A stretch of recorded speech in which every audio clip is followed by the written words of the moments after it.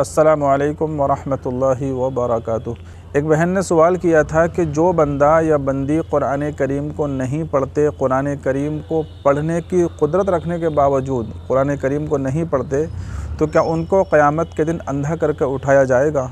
تو میں نے بہت زیادہ غور و فکر کیا قرآن میں، حدیث میں، تو میرے ذہن میں یہ آیت آئی کہ ہاں یہ بات بالکل ٹھیک ہے۔ قرآن کریم کے اندر ایک آیت ہے،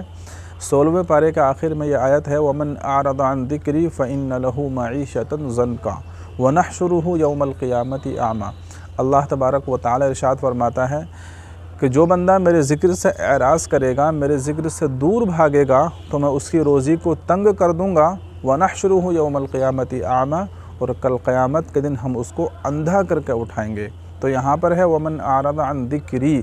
تو ذکر سے مراد قرآن کریم بھی ہو سکتا ہے، اس لیے کہ قرآن کریم کی دوسری آیت میں ہے اِنَّا نَحْنُ نَزَّلْنَا الذِّكْرَ وَإِنَّا لَهُ لَحَافِظُونَ، کہ ہم ہی نے قرآن کریم کو نازل، ہم ہی نے ذکر کو، یہاں پر ذکر سے مراد قرآن ہے کہ ہم ہی نے ذکر کو یعنی قرآن کریم کو نازل کیا ہے اور ہم ہی اس کی حفاظت کرنے والے ہیں۔ تو یہاں پر بھی ذکر آیا ہے وَمَنْ أَعْرَضَ عَنْ ذِكْرِي، تو اس سے مراد قرآن کریم بھی ہو سکتا ہے۔ تو اب مطلب یہ ہوگا کہ جو بندہ قرآن کریم سے اعراض کرے گا، قرآن کریم سے دور بھاگے گا،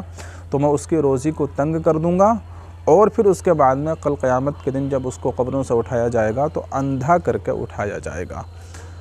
تو اب قرآن کریم کو چھوڑنے کے دو مطلب ہو سکتے ہیں۔ ایک مطلب تو یہ ہے کہ کسی بندے نے قرآن کریم بچپن میں یا کسی بھی وقت اپنی زندگی میں بالکل پڑھا ہی نہیں، اور پھر اس کے مطابق اس کی زندگی بھی نہیں ہے، یعنی قرآن کے اندر جو احکام ہیں، قرآن کی جو ہدایات ہیں، ان ہدایتوں پر وہ عمل بھی نہیں کرتا، قرآن کو پڑھا بھی نہیں اور اس پر عمل بھی نہیں کرتا، تو پھر ایسے بندے کو کل قیامت کے دن اندھا کر کے اٹھایا جائے گا۔ اب دوسرا بندہ وہ ہے کہ جس نے قرآن کریم کی چند آیتیں یاد کر لی ہیں، ان کے ذریعے وہ نماز پڑھتا ہے، اور باقی قرآن کریم اس نے یاد نہیں کیا یا اس کو نہیں پڑھا، لیکن قرآن کے مطابق اس کا عمل ہے، تو پھر کل قیامت کے دن اس کو اندھا کر کے نہیں اٹھایا جائے گا۔ اس لیے کہ پورے قرآن کا یاد کرنا، پورے قرآن کو پڑھنا یہ کوئی فرض اور واجب نہیں ہے،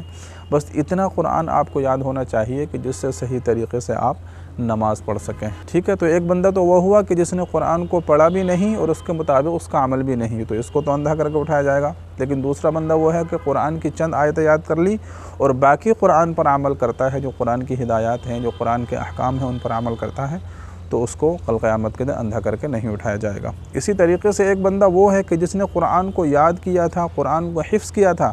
یا قرآن کی کچھ صورتیں، کچھ آیتیں اس نے یاد کی تھیں، پھر قرآن کریم کی ان آیات کو اس نے بالکل چھوڑ دیا، بالکل بھلا دیا، اس کو یاد ہی نہیں رہی، اس کو پڑھتا ہی نہیں، اسی طریقے سے پھر قرآن کے مطابق اس کا عمل بھی نہیں ہے، تو پھر یہ تو بہت خطرناک بات ہے۔ اس لیے کہ قرآن کو تم نے یاد کیا اور پھر اس کو چھوڑ دیا اور پھر اس کے مطابق تمہارا عمل بھی نہیں ہے، تو حدیث پاک کے اندر بھی ایسے بندے کے لیے بہت سخت وعید آئی ہے۔ تو یہ مطلب ہوا قرآن کریم کو چھوڑنے کا، یعنی قرآن کریم سے اعراض کرنے کا اصل مقصد یہ ہے کہ قرآن کی جو ہدایات ہیں اس کو بالکل چھوڑ دیا جائے۔ یعنی دوسرے لفظوں میں اگر یوں کہا جائے کہ انسان اگر دیندار بن جائے، قرآنی احکام پر عمل کرنے والا ہو، چاہے اس نے پورے قرآن کو نہ پڑھا ہو، تو پھر وہ قرآن کو چھوڑنے والا نہیں کہلائے گا۔ ویسے قرآن کریم کو پڑھنا، اس کی تلاوت کرنا، یہ تو بہت بڑا کام ہے، اس لیے کہ حدیث میں آتا ہے جو بندہ ایک حرف پڑھتا ہے قرآن کریم کا، تو اس کو ایک حرف کے پڑھنے پر 10 نیکیاں ملتی ہیں۔ تو ہم جتنے اخلاص کے ساتھ پڑھیں گے، جتنے خلوص کے ساتھ پڑھیں گے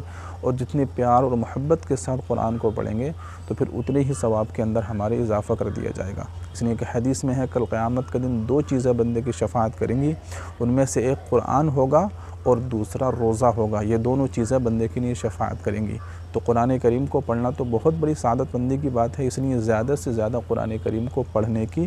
اور اس کو سمجھنے کی، اس کو سیکھنے کی، صحیح ادائیگی کے ساتھ پڑھنے کی کوشش کرنا چاہیے۔ تو امید کرتا ہوں کہ آج کی ویڈیو آپ کو سمجھ آئی ہوگی۔ اس ویڈیو کو اپنے ان دوستوں کے ساتھ ضرور شیئر کیجئے جو قرآن کو نہیں پڑھتے، قرآن پر عمل نہیں کرتے۔ السلام علیکم ورحمۃ اللہ وبرکاتہ۔